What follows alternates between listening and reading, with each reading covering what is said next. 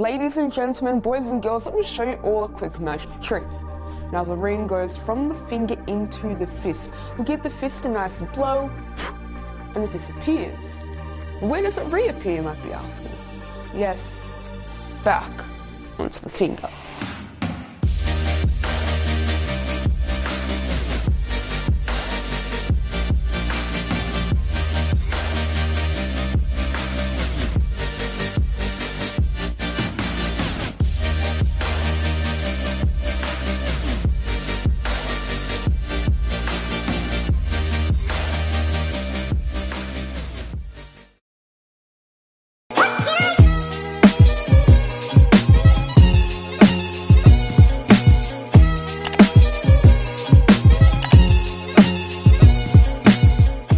Alright guys, let's get right into the tutorial. You have your ring and you put it on your second finger or pointer finger of, I use my left hand, I'm left-handed, that is why, but you can use it on your right hand, just use it on whatever hand feels more comfortable for you. Now once you have it on this finger, you're going to do a nice swiping motion, looking like you're grabbing the ring like that.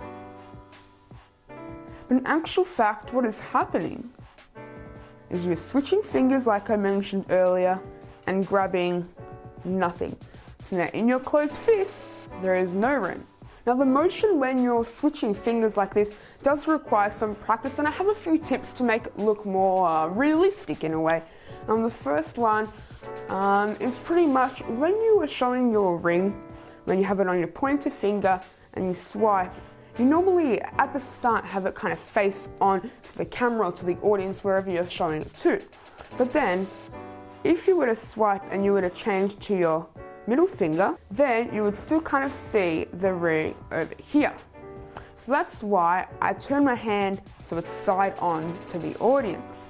That way when you switch, you can't really tell. It's really unnoticeable and it makes the trick much easier and more realistic. The last thing which I'm going to say is the last trick or tip to make this trick look even better than it already is don't draw attention to your hand. Now what I'm saying this is when you've made the switch, a lot of people are generally going to be looking, where has the ring transformed to? And of course the first place where they're thinking is, if they're trying to find out how you've done the trick, is something's happened to your hand.